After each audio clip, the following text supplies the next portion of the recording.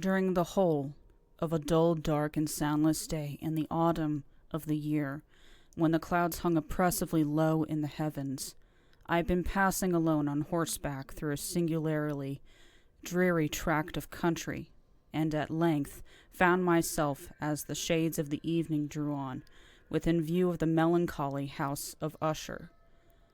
I know not how it was, but with the first glimpse of the building, a sense of insufferable gloom pervaded my spirit. I say insufferable, for the feeling was unrelieved by any of that half pleasurable, because poetic, sentiment with which the mind usually receives even the sternest natural images of the desolate or terrible. I looked upon the scene before me, upon the mere house and the simple landscape features of the domain, upon the bleak walls, upon the vacant eye-like windows, upon a few rank sedges, and upon a few white trunks of decayed trees, with an utter depression of soul which I can compare to no earthly sensation more properly than to the after-dream of the reveller upon opium and bitter lapse into everyday life, the hideous dropping off of the veil. There was an iciness, a sinking, a sickening of the heart, an unredeemed dreariness of thought, which no goading of the imagination could torture into aught of the sublime. What was it? I paused to think. What was it that so unnerved me in the contemplation of the house of Usher? It was a mystery, all insoluble, nor could I grapple with the shadowy fancies that crowded upon me as I pondered. I was forced to fall back upon the unsatisfactory conclusion that while beyond doubt there are combinations of very simple natural objects which have the power of thus affecting us, still the analysis of this power lies among considerations beyond our depth.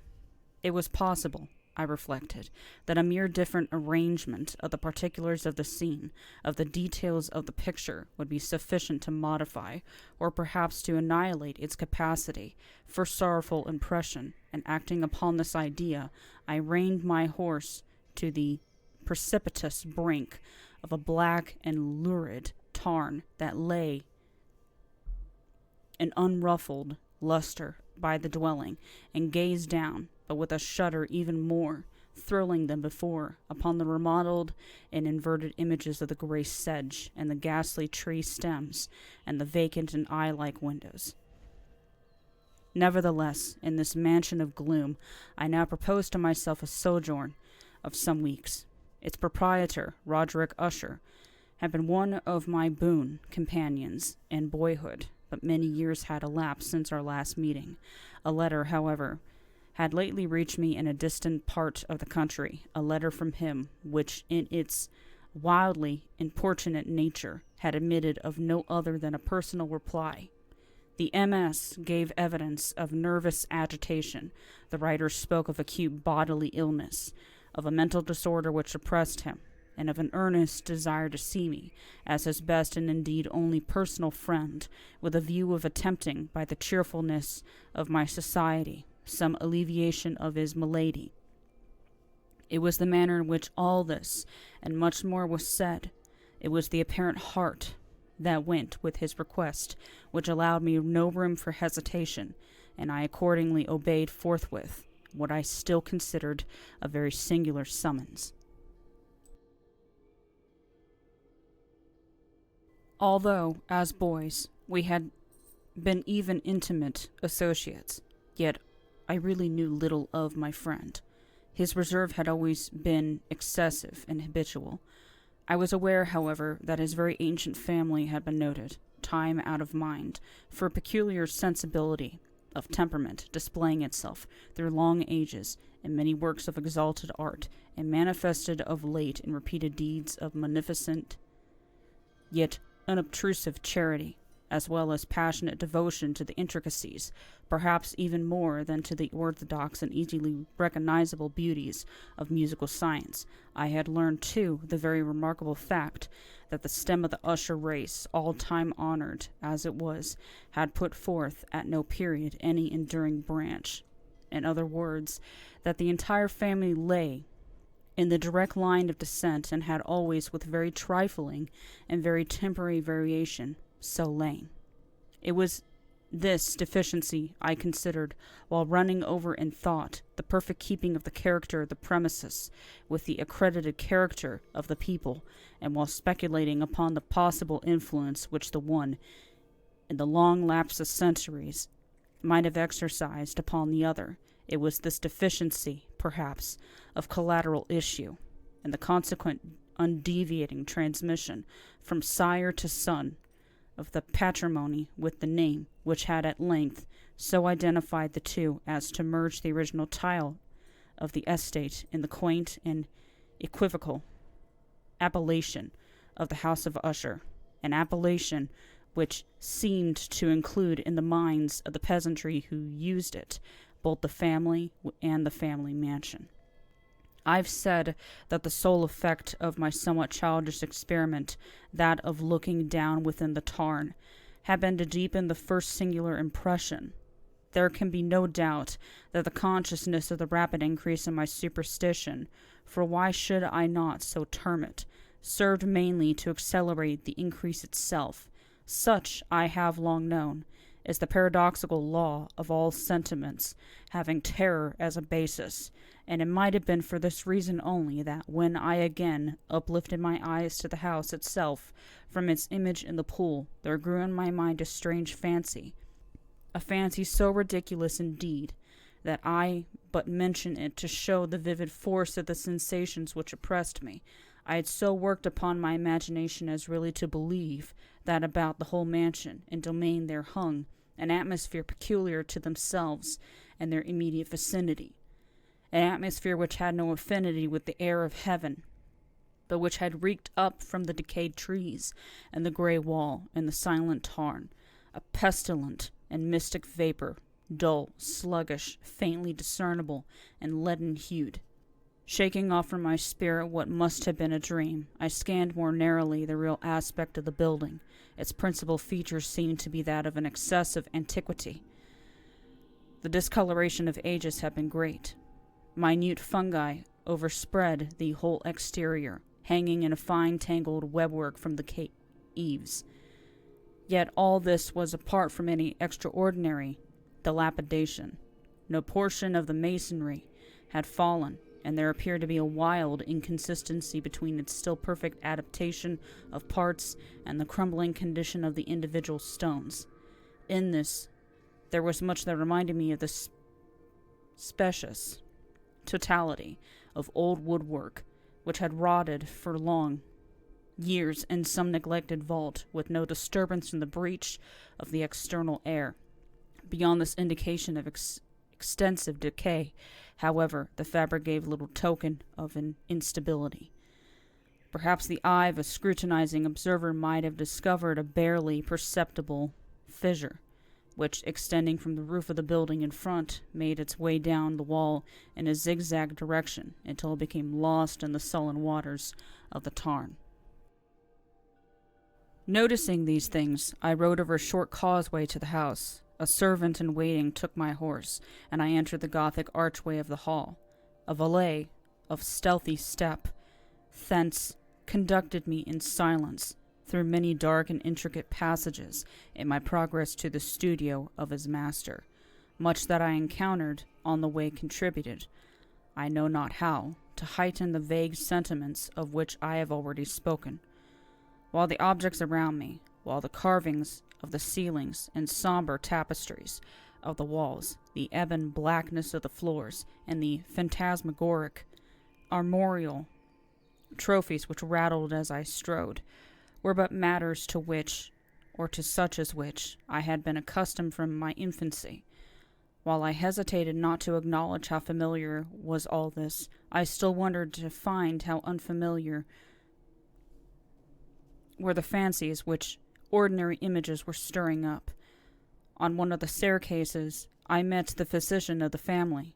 His countenance, I thought, wore a mingled expression of low cunning and perplexity. He accosted me with trepidation and passed on.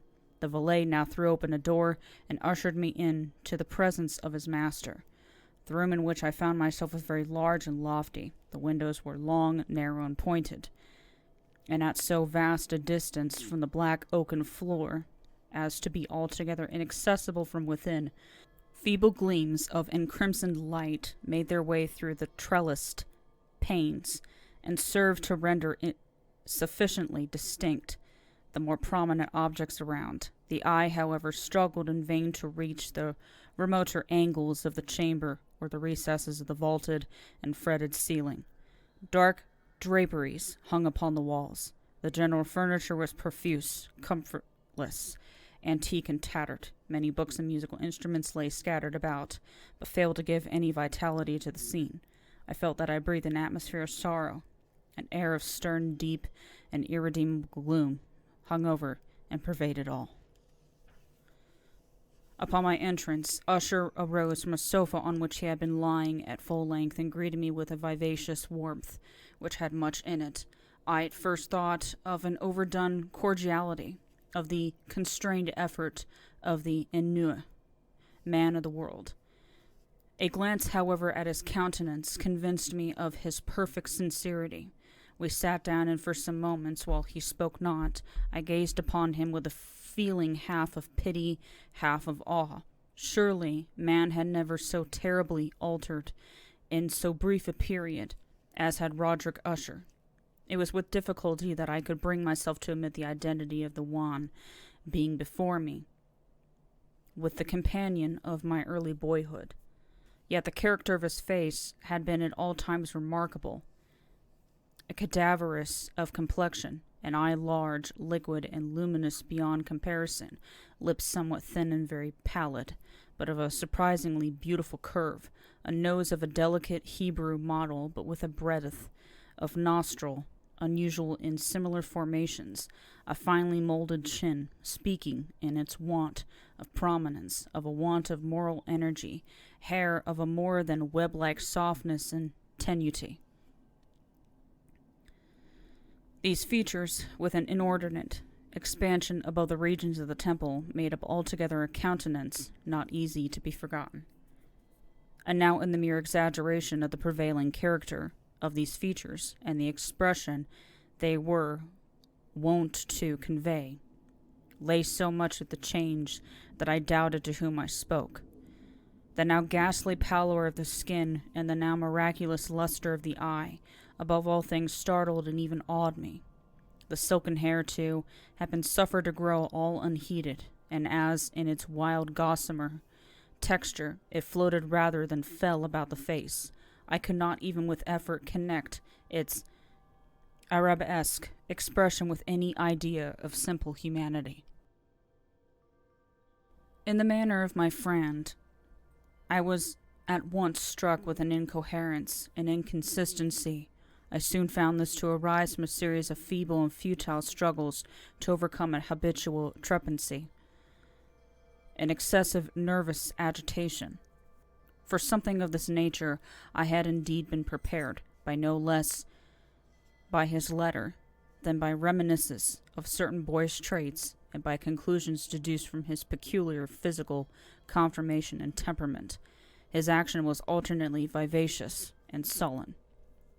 His voice varied rapidly from a tremulous indecision, when the animal spirits seemed utterly in abeyance, to that species of energetic concision, that abrupt, weighty, unhurried, and hollow-sounding enunciation, that leaden, self-balanced, and perfectly modulated guttural utterance, which may be observed in the lost drunkard, or the irreclaimable eater of opium, during the periods of his most intense excitement. It was thus that he spoke of the object of my visit, of his earnest desire to see me, and of the solace he expected me to afford him. He entered at some length into what he conceived to be the nature of his malady. It was, he said, a constitutional and a family evil, and one for which he despaired to find a remedy, a mere nervous affection, he immediately added, which would undoubtedly soon pass off. It displayed itself in a host of unnatural sensations. Some of these, as he detailed them, interested and bewildered me, although perhaps the terms and the general manner of the narration had their weight.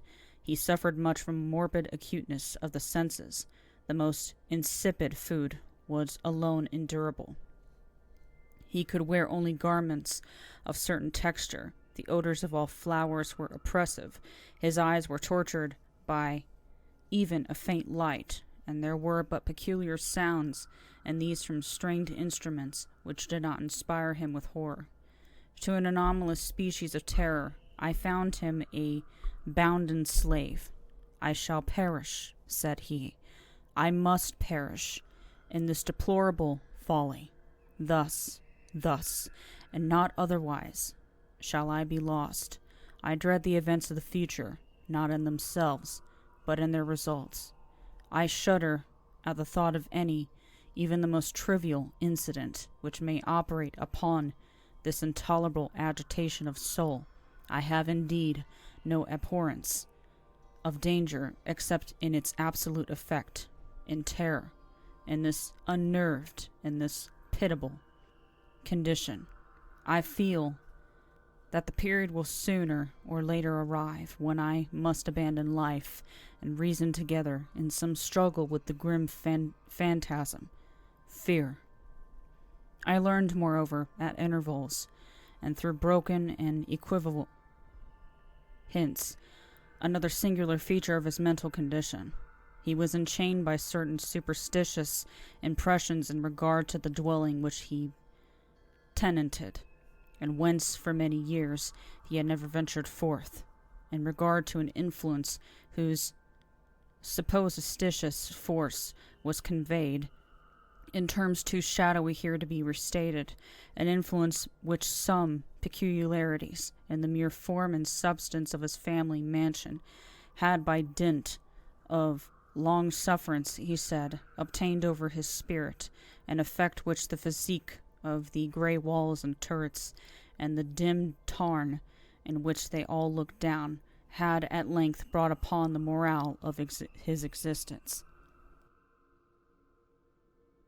He admitted, however, although with hesitation, that much of the peculiar gloom which thus afflicted him could be traced to a more natural and far more palpable origin, to the severe and long-continued illness, indeed to the evidently approaching dissolution of a tenderly beloved sister, his sole companion for long years, his last and only relative on earth. Her decease, he said with a bitterness which I can never forget, would leave him the hopeless and the frail, the last of the ancient race of the Ushers.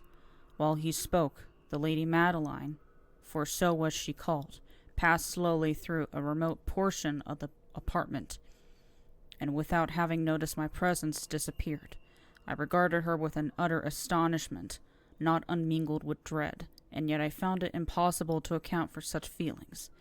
A sensation of stupor oppressed me, as my eyes followed her retreating steps. When a door, at length, closed upon her, my glance sought instinctively and eagerly the countenance of the brother, but he had buried his face in his hands, and I could only perceive that a far more than ordinary wanness had overspread the emaciated fingers, through which trickled many passionate tears. The decease of Lady Madeline had long baffled the skill of her physicians. A settled apathy, a gradual wasting away of the person, and frequent, although transient, affections of a particularly cataleptical character were the unusual diagnosis.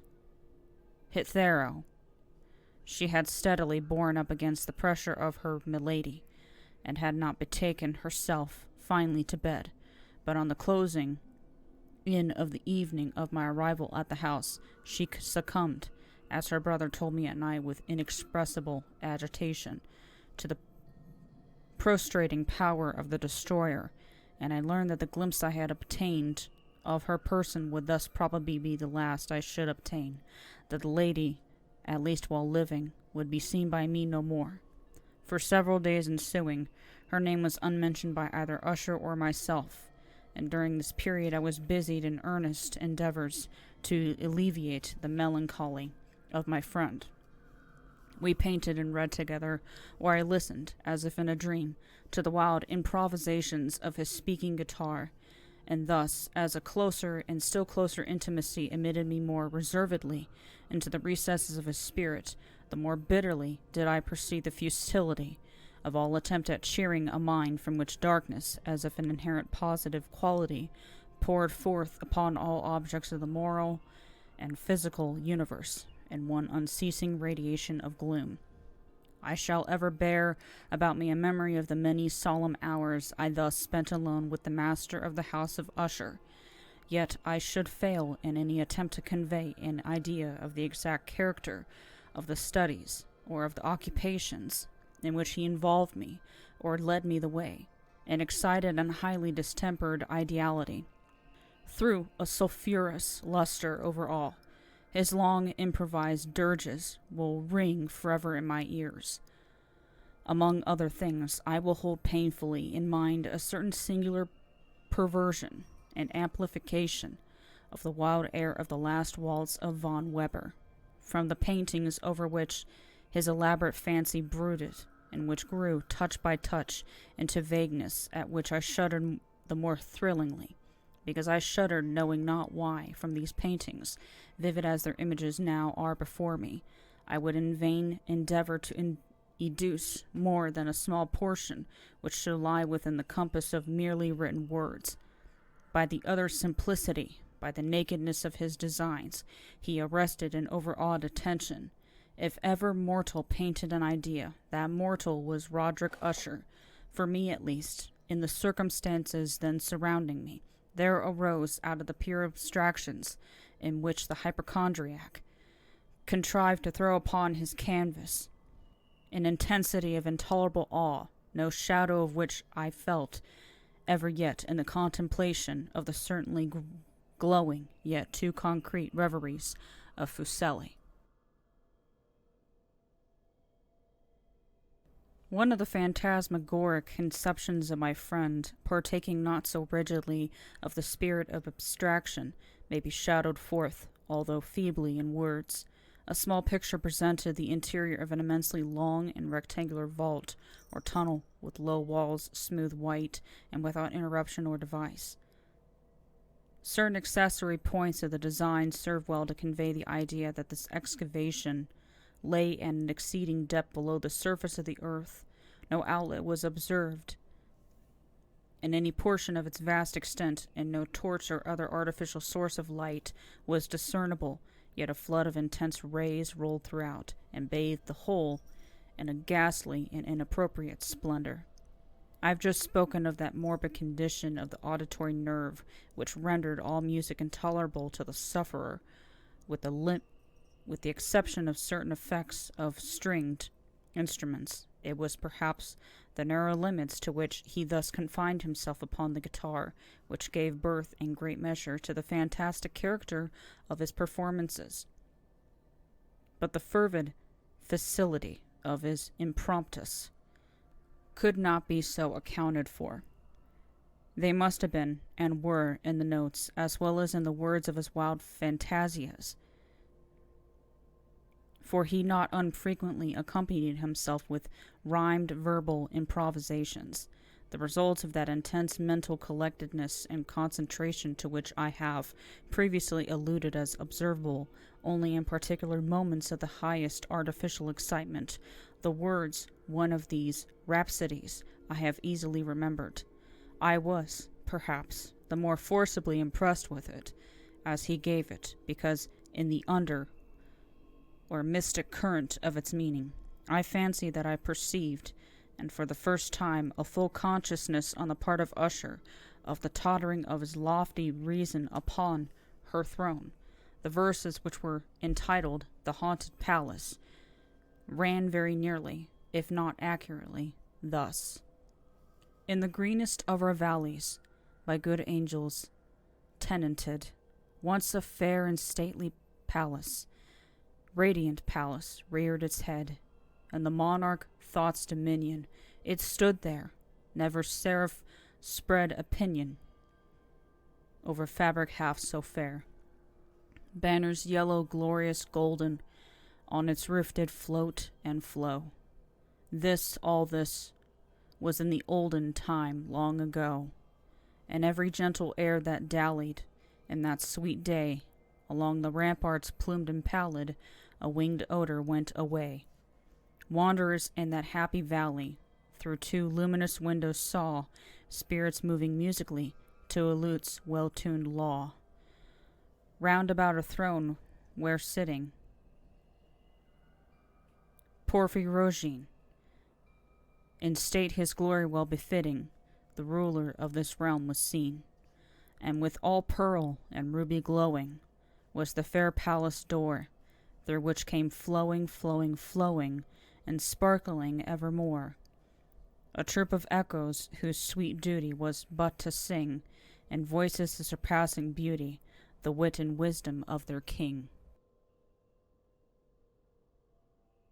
But evil things in robes of sorrow assailed the monarch's high estate.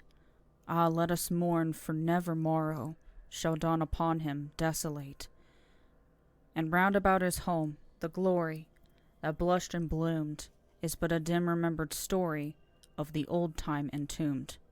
And travelers now within the valley through the red litten windows see vast forms that move fantastically to a discordant melody, while like a rapid ghastly river through the pale door a hideous throng rush out forever and laugh, but smile no more.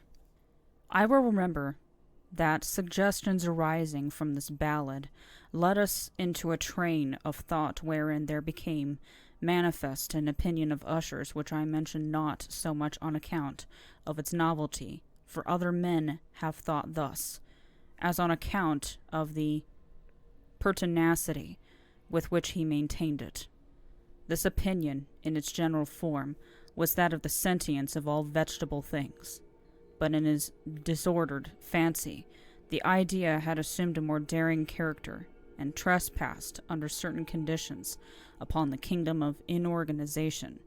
I lack words to express the full extent, or the earnest abandon of his persuasion. The belief, however, was connected, as I previously hinted, with the grey stones of the home of his forefathers. The conditions of the sentience had been here, he imagined, fulfilled in the method of collocation of these stones, and the order of their arrangement, as well as in that of the many fungi which overspread them, and of the decayed trees which stood around, above all, in the long undisturbed endurance of this arrangement, and in its reduplication in the still waters of the tarn. Its evidence, the evidence of the sentience, was to be seen, he said, and I here started as he spoke, in the gradual yet certain condensation of an atmosphere of their own about the waters and the walls.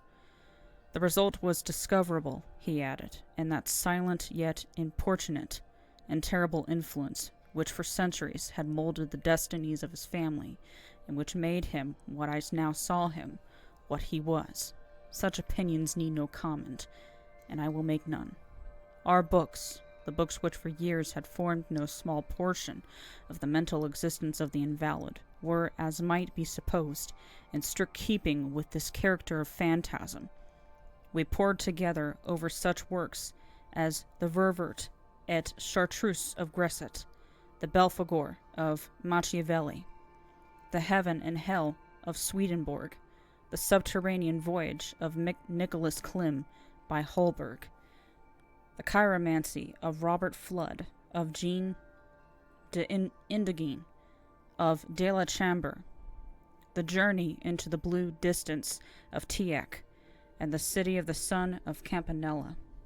One favorite volume was a small octavo edition of the Directorium Inquisitorium by the Dominican Aymeric de Giron, and there were passages in Pappanius Mela about the old African satyrs and Egyptians, over which Usher would sit dreaming about for hours.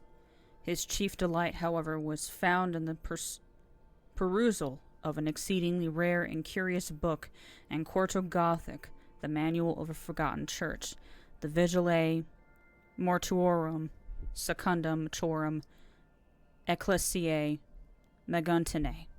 I could not help thinking of the wild ritual of this work and of its probable influence upon the hypochondriac, when one evening, having informed me abruptly that the Lady Madeline was no more, he stated his intention of preserving her corpse for a fortnight, previously to its final interment, in one of the numerous vaults within the main walls of the building.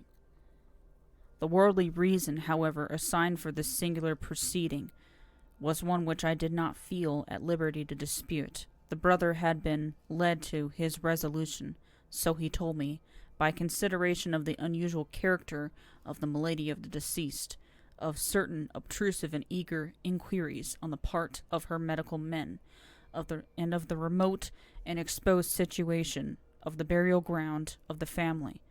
I will not deny that, when I called to mind the sinister countenance of the person whom I met upon the staircase on the day of my arrival at the house, I had no desire to oppose what I regarded as at best but a harmless and by no means an unnatural precaution. At the request of Usher, I personally aided him in the arrangements for the temporary entombment. The body having been encoffined, we two alone bore it to its rest.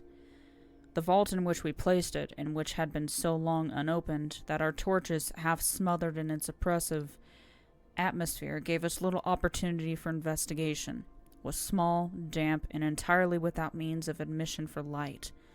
Lying at great depth, immediately beneath that portion of the building in which was my own sleeping apartment, it had been used, apparently, in remote feudal times, for the worst purposes of a donjon keep, and in later days as a place of deposit for powder or some other highly combustible substance, as a portion of its floor and the whole interior of a long archway through which we reached it were carefully sheathed with copper.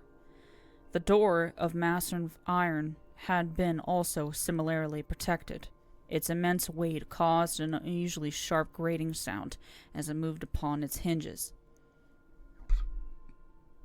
Having deposited our mournful burden upon trestles within this region of horror, we partially turned aside the yet unscrewed lid of the coffin and looked upon the face of the tenant. A striking similitude between the brother and sister now first arrested my attention, and Usher, divining perhaps my thoughts, murmured out some few words from which I learned that the deceased and himself had been twins, and that sympathies of a scarcely intelligible nature had always existed between them. Our glances, however, rested not long upon the dead, for we could not regard her unawed. The disease, which had thus entombed the lady in the maturity of youth, had left, as usual in all maladies of a strictly cataleptical character, the mockery of a faint blush upon the bosom and the face, and that suspiciously lingering smile upon the lip which is so terrible in death. We replaced and screwed down the lid, and having secured the door of iron, made our way with toil into the scarcely less gloomy apartments of the upper portion of the house. And now, some days of bitter grief having elapsed, an observable change came over the features of the mental disorder of my friend. His ordinary manner had vanished. His ordinary occupations were neglected or forgotten. He roamed from chamber to chamber with hurried, unequal, and objectless step. The pallor of his countenance had assumed, if possible, a more ghastly hue, but the luminousness of his eye had utterly gone out. The once occasional huskiness of his tone was heard no more, and a tremulous quaver, as if of extreme terror, habitually characterized his utterance. There were times, indeed, when I thought his unceasingly agitated mind was laboring with some oppressive secret, to divulge which he struggled for the necessary courage. At times again I was obliged to resolve all into the mere inexplicable vagaries of madness, for I beheld him gazing upon vacancy for long hours, in an attitude of the profoundest attention, as if listening to some imaginary sound. It was no wonder that his condition terrified, that it infected me. I felt creeping upon me, by slow yet certain degrees, the wild influences of his own fantastic yet impressive superstitions. It was especially upon returning to bed late in the night of the 7th or 8th day after the placing of the Lady Madeline within the donjon that I experienced the full power of such feelings. Sleep came not near my couch, while the hours waned and waned away. I struggled to reason off the nervousness which had dominion over me. I endeavored to believe that much, if not all of what I felt, was due to the bewildering influence of the gloomy furniture of the room, of the dark and tattered draperies, which, tortured into motion by the breath of a rising tempest, swayed fitfully to and fro upon the walls, and rustled uneasily about the decorations of the bed, and my efforts were fruitless. An irrepressible tremor gradually pervaded my frame, and at length there sat upon my very heart an incubus of utterly causeless alarm. Shaking this off with a gasp and a struggle, I uplifted myself upon the pillows, and peering earnestly within the intense darkness of the chamber, hearkened, I do not know why, except that an instinctive spirit prompted me, to certain low and indefinite sounds which came, through the pauses of the storms, at long intervals, I knew not whence. Overpowered by an intense sentiment of horror unaccountable yet unendurable, I threw on my clothes with haste, for I felt that I should sleep no more during the night, and endeavored to arouse myself from the pitiable condition into which I had fallen, by pacing rapidly to and fro through the apartment. I had taken but few turns in this manner, when a light step on an adjoining staircase arrested my attention. I presently recognized it as that of Usher.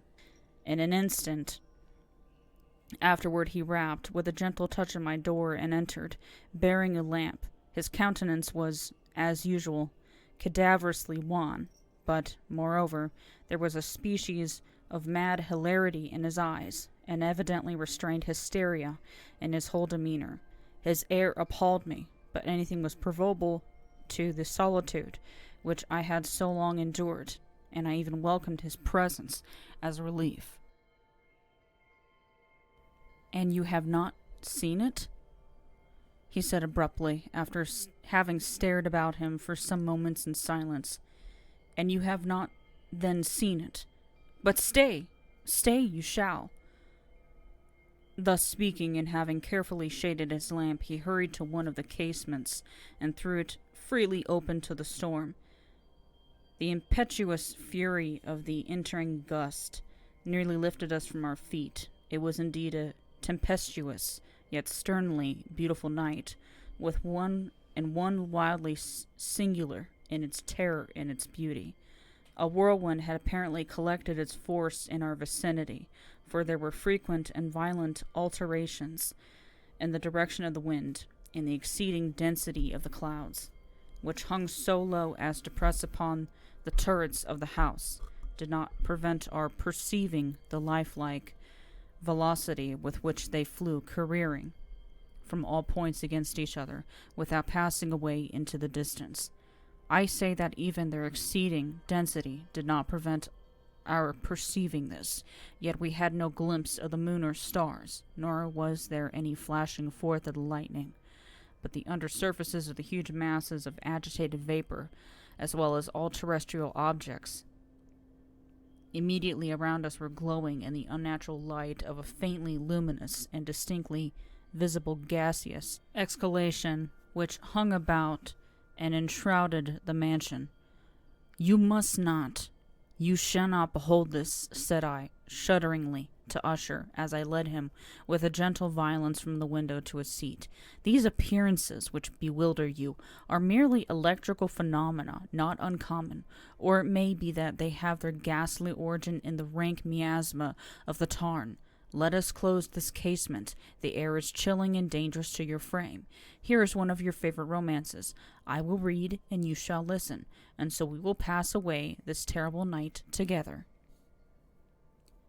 The antique volume which I had taken up was The Mad Tryst of Sir Launcelot Canning, but I had called it a favorite of Usher's more in sad jest than in earnest, for in truth there is little in its uncouth and unimaginative prolixity which could have interest for the lofty and spiritual ideality of my friend, It was, however, the only book immediately at hand, and I indulged a vague hope that the excitement which now agitated the hypochondriac might find relief, for the history of mental disorder is full of similar anomalies, even the extremeness of the folly which I should read. Could I have judged, indeed, by the wild, overstrained air of vivacity with which he hearkened, or apparently hearkened, to the words of the tale, I might well have congratulated myself upon the success of my design. I had arrived at that well-known portion of the story where the Ethelred, the hero of the tryst, having sought in vain for peaceable admission into the dwelling of the hermit, proceeds to make good an entrance by force. Here, it will be remembered, the words of the narrative run thus. And Ethelred, who was by nature of a doughty heart, and who was now mighty withal, on account of the powerfulness of the wine which he had drunken, waited no longer to hold parley with the hermit, who in sooth was of an obstinate and maliceful turn, but feeling the rain upon his shoulders, and fearing the rising of the tempest, uplifted his mace outright, and with blows made quickly room in the plankings of the door for his gauntleted hand, and now pulling therewith sturdily, he so cracked and ripped and tore all asunder, that the noise of the dry and hollow-sounding wood alarummed and reverberated throughout the forest. At the termination of the sentence I started, and for a moment paused, for it appeared to me, although I at once concluded that my excited fancy had deceived me, it appeared to me that, from some very remote portion of the mansion, there came indistinctly to my ears what might have been, in an exact similarity of character, the echo, but a stifled and dull one certainly, of the very cracking, ripping sound which Sir Launcelot had so particularly described. It was, beyond doubt, the coincidence alone which had arrested my attention, for, amid the rattling of the sashes of the casements, and the ordinary commingled noises of the still increasing storm, the sound in itself had nothing, surely, which should have been interested or disturbed me.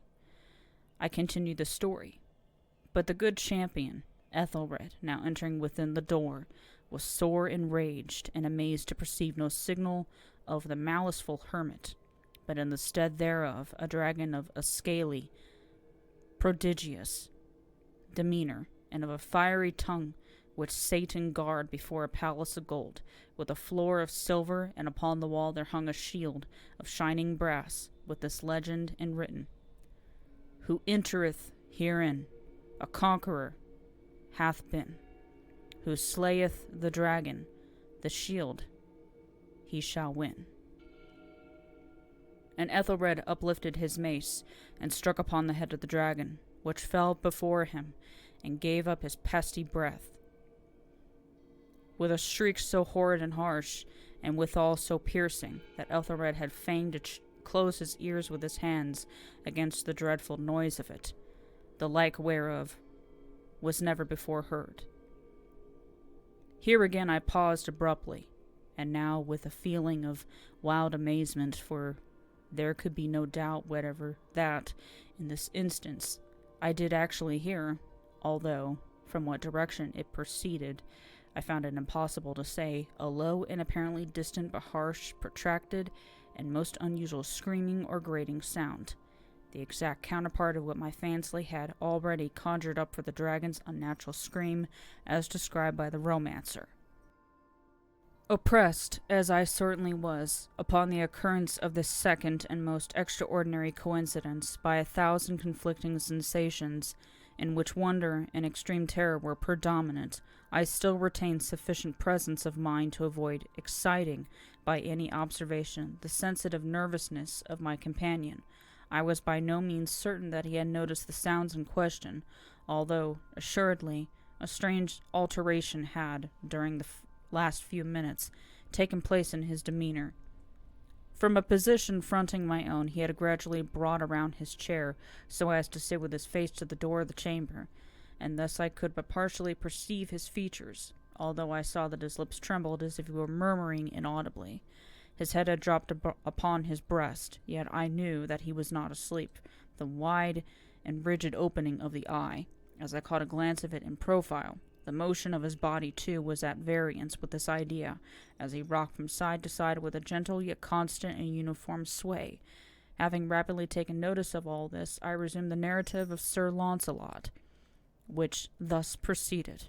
And now, the champion, having escaped from the terrible fury of the dragon, bethinking himself of the brazen shield, and of the breaking up of the enchantment which was upon it, removed the carcass from out of the way before him, and approached valorously over the silver pavement of the castle to where the shield was upon the wall, which ensoothed the feet upon the silver floor with a mighty great and terrible ringing sound.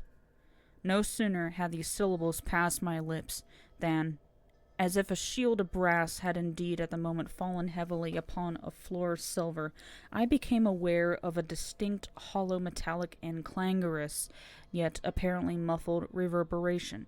Completely unnerved, I leapt to my feet, but the measured rocking movement of Usher was undisturbed.